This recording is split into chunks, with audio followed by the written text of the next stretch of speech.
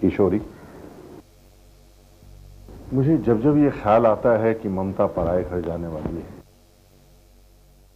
जाने मेरी आंखों में आंसू भरने लगते हैं। आप भी न जी, लड़कियों को तो पराए घर जाना ही होता है। जब राजा जनक ही जानकी को अपने महलों में नहीं रख सके, फिर हम लोग क्या हैं? लेकिन एक ख्याल मुझे हमेशा सताता रहता है। हालांकि कल्याणी जी ने तो कह दिया है कि हम ये शादी बड़े सादे तरीके से करेंगे, लेकिन फिर भी लोक लाज को देखते हुए हमें अपनी बेटी को कुछ दान दहेज तो देना ही चाहिए। सच कहूं, ये बात तो मेरे मन में भी बार बार आती है। मैं देखती हूँ।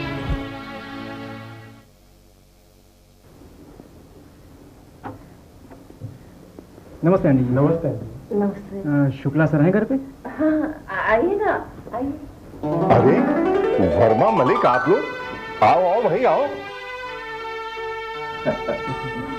कैसे आना हो गया आज? किशोरी, ये सब मेरे ऑफिस के कुलीग्स हैं। आज आप लोगों का कैसे आना हो गया भाई यहाँ? सर, एक शिकायत है आपसे। कैसी शिकायत? सर, सक्सेना साहब ने तो आपको बिना वजह नौकरी से निकाल दिया, लेकिन आपने हम सबको अपने दिल से निकाल दिया। नहीं, ऐसी बात नहीं है भाई। दरअसल मेरी बिटिया की शादी की तारीख पक्की हो गई है, तो उसी सिलसिले में बिजी था। और आपने हमें इन्फॉर्म तक नहीं किया और शादी का कार्ड भी नहीं भिजवाया। I am very very sorry. शादी का कार्ड आप सबको पहुंच जाएगा। बेटी की शादी में तो हम सब लोग बिना बुलाए आ जाएंगे, पर हम इस वक्त वादा निभाने आए सर। वादा? सर, याद है आपको? मैंने कहा था कि मेरे भाई की फर्नीचर की दुकान है, तो आपकी बेटी की शादी के लिए उसका घर का फर्नीचर आप वहां से ले सकते हैं। पैसे की चिंता ना कीजिए, सारा बंदोबस्त हो चुका है। अब जब चाहे तब वहां से फर्नीचर ले आ सकते हैं। सर, मैंने कहा था ना, मेरे ससुर जी ज्वेलर है। आपकी बेटी के लिए जितनी ज्वेलरी चाहिए आप उनकी दुकान से ले जा सकते हो।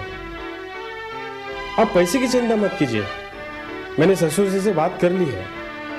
और मेरे पास 1 लाख रुपया कैश तैयार पड़ा है। जब भी जरूरत पड़े मुझे बता देना, मैं भिजवा दूंगा। भैया, आप सब लोग ऐसे वक्त मेरे काम आ रहे हैं, उसके लिए मैं सबका बहुत बहुत धन्यवाद करता हूँ। बहुत बहुत धन्यवाद।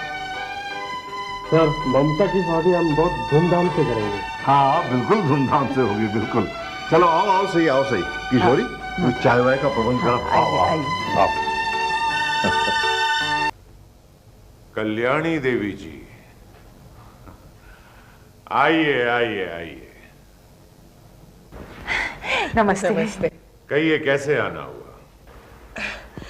संजय की शादी का कार्ड लेकर मैं और ये आए थे, लेकिन आप मिले नहीं, इसलिए निजी तौर पर न्योता देने आई हूँ। आप संजय की शादी में आइएगा जरूर। क्यों? अगर हम शादी में नहीं आएंगे तो क्या ये शादी नहीं होगी? ऐसी अशुभ बातें मत कहिए। आप हमारे समधी हैं, आपसे ही हमारी इज्जत है, मान मर्यादा है। मान मर्यादा? तब आपकी मान मर्यादा कहां गई थी जब आपके सदन का एक आदमी खून के जुर्म में पकड़ा? आप जानते हैं उस वक्त हमारी समाज में कितनी बेइज्जती हुई थी। भाई साहब, ये वक्त उन सब बातों को दोहराने का नहीं है। मैं तो सिर्फ ये कहने आई थी कि आप उन बातों को भूल जाओ? वो अपमान भूल जाऊं जो आपने मुझे घर पर बुलाकर किया? मेरी बेटी को जो यातनाएं दी थी वो भूल जाओ? सुनिए, ये आप कैसी बातें कर रहे हैं? आप अपनी बेटी के ससुराल वालों के साथ कैसा बर्ताव कर रहे हैं? ये मत भूलिए कि आप रुतबे में कितने भी बड़े क्यों न हो, इनसे फिर भी छोटे ही हैं। नहीं, मैं इन लोगों जितना छोटा नहीं हो सकता। मैं हर लिहाज से बड़ा, रुपया, पैसा, शौहरत, सब कुछ मेरे पास।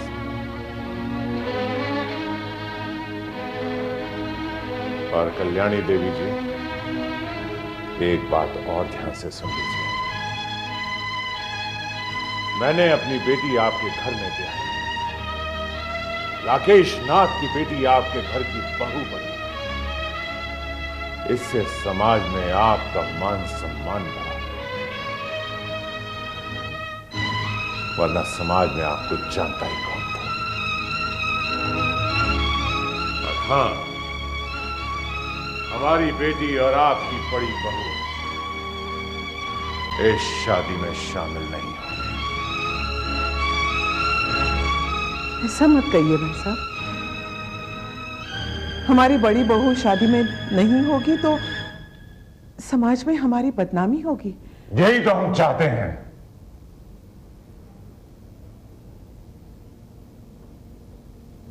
ठीक है, यहां आकर मैंने अपना फर्ज पूरा किया है। शादी में आना न आना आपकी मर्जी, लेकिन एक बात कह देती हूं, जमीन को आसमान छूने का भ्रम नहीं पालना चाहिए। नमस्ते।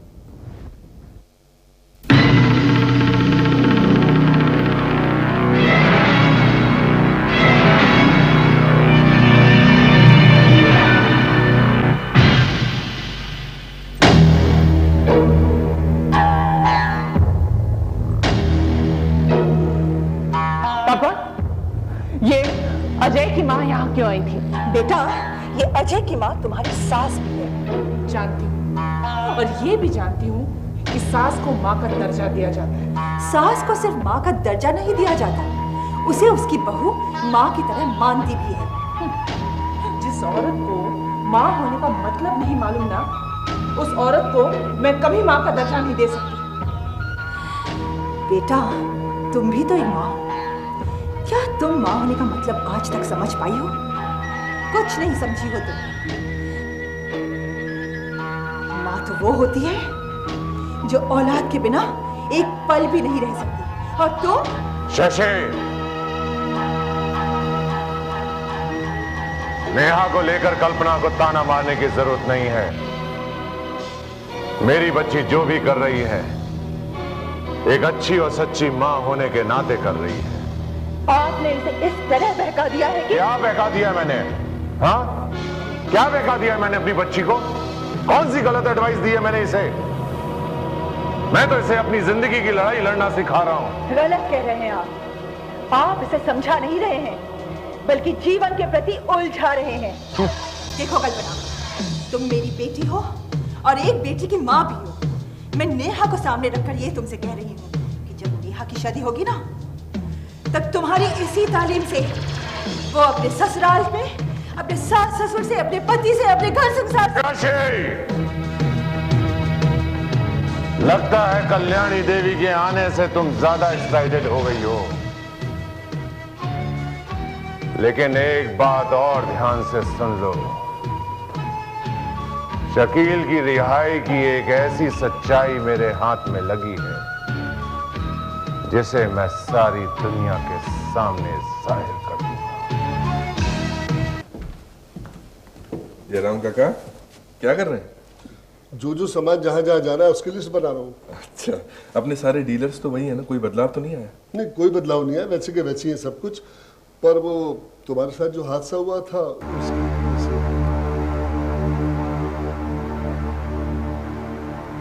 उसकी वजह से सदन के काम में फर्क तो जरूर आया होगा काका, क्योंकि मेरी वजह से सही ये सदन बदनाम तो जरूर हुआ था। तू इस सब की उलझन में क्यों पड़ रहा है? तू जाके आराम कर, मुझे भी काम करने दे। काका, ये लिस्ट आप मुझे दे दें, क्योंकि शहर सामान छोड़ने तो मैं ही जाऊंगा। नहीं, तुम सामान लेकर शहर नहीं जाओगे। क्यों माँ? तुम्हारे उस हादसे के बाद मुझे शहर से डर लगने लगा है। तो मेरी जगह किसी और को आप शहर... नहीं, अब सदन से कोई शहर नहीं जाएगा। मैंने सारे डीलर्स को हिदायत दी है कि वो अपना आदमी भेजकर अपने ऑर्डर का सामान यहां से ले जाए। जयराम, अमित कहाँ है? जी माँ जी, अमित अपने कमरे में है।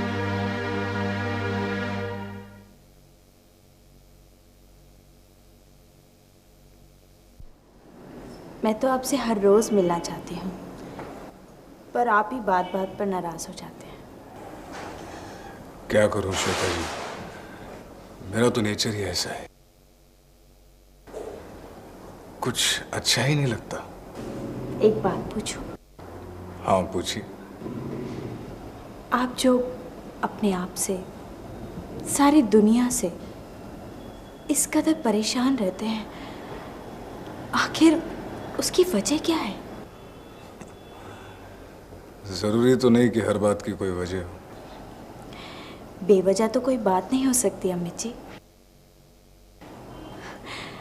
अतीत में कोई ना कोई बात तो ऐसी हुई होगी जिसकी वजह से आप। श्वेता जी,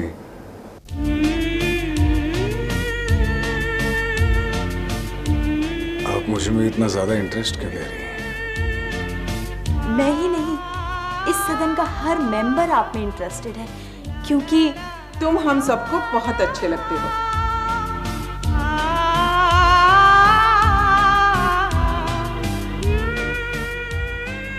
सच कह रही हूं, जैसी हमारी भावना होती है वैसी ही दुनिया और वहां के लोग नजर आते हैं। आप लोगों की ये फिलोसॉफिकल बातें कभी कभी तो समझ में आती है और कभी बोर कर जाती है। बोर नहीं करती। सच तो ये है कि तुम ये बातें सुनकर भी समझना नहीं चाहते। ये एटीट्यूड गलत है। हो सकता है, नहीं लेकिन हो सकता है आपकी नजर में गलत हो, लेकिन मुझे तो यही अच्छा लगता है। जिसे दुनिया गलत कहती है। किस दुनिया की बात कर रही हैं आप कल्याणी जी? किस दुनिया की बात कर रही हैं आप?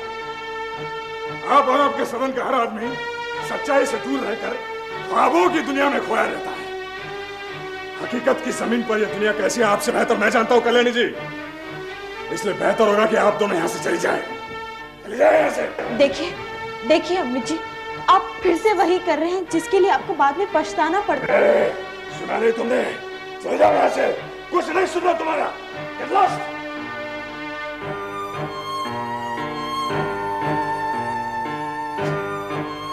फिलोसॉफिकल बातें सुना रही है मुझे। जय भैरव। इनामदार। डाबला भाई, मैं तो ऑफिस जा रहा था, रास्ते में सोचा कि तुमसे मिलकर चलो। कैसे हो डाबला भाई? अरे अपना क्या इनामदार, ना सावन हरे ना भादोसी, मौसम इन जैसे है। अच्छा ये बता कि आज डाबला भाई गया कैसे? बस यूं ही दिल किया तुमसे मिलने का तो चला आया। भैरव, दिल किया? अरे तू तो बिना मतलब अपने बाप से नहीं मिलता इनामदार, तो मुझे क्या मिलेगा? बोल कैसे आना? डाबला, मैं तुम्हारा शुक्रिया अदा करने आया था। तुमने वो शकील को छुड़ाने में जो मेरे दामाद आदित्य की मदद की है, उसी के लिए मैं तुम्हें।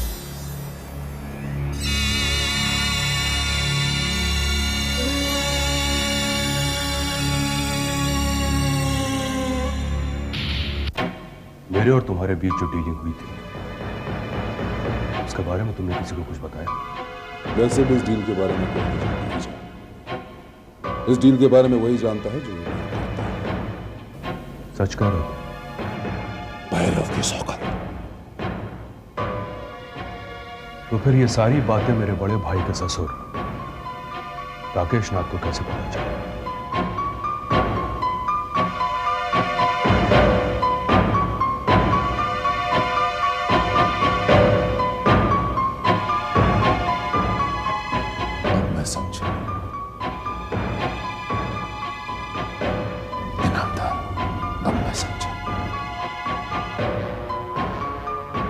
कि विजय उस दिन परेशान सा मेरे पास क्यों आया था। इसका मतलब कि तुम्हारे उस दामाद ने तुम्हें सब कुछ बता दिया। ठीक आदमी नहीं है वो, ठीक आदमी नहीं है। मेरे दामाद को क्यों पूछ रहे हो डावला? उसने मुझे कुछ नहीं बताया। ये बातें मुझे सपना आया तेरे को, तेरे घर के दीवारों ने तुझे बताया? ये इनामदार, मेरी शक्ल पे देख, मैं तुझे क्या बेवकूफ लगता हूं, पागल लगता हूं, बुद्धू लगता हूं तुझे?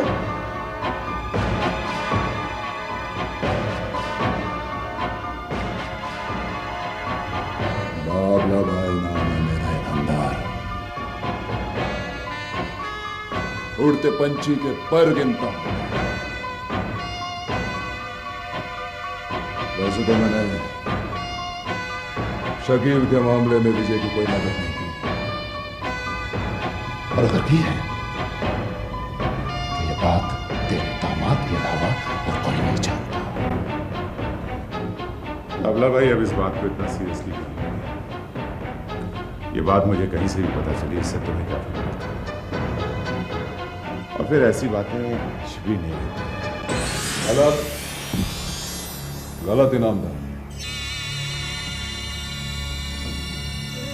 ऐसी बातें हमारे धंधे में कभी पता नहीं चाहिए।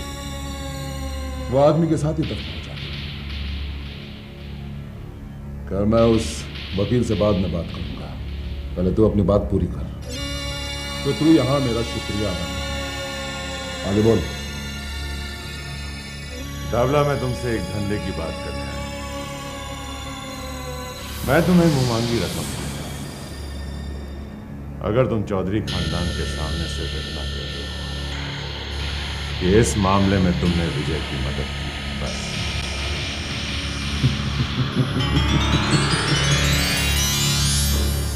मेरा बिग इनामदार, मैं तुझे 3 बातें बताना चाहता हूं। पहली बात कि दावला भाई रोज अंडे देने वाली मुर्गी को एक ही झटके में हलाल नहीं करता। दूसरी बात कि दावला भाई दोस्ती और धंधे में गद्दारी नहीं करता।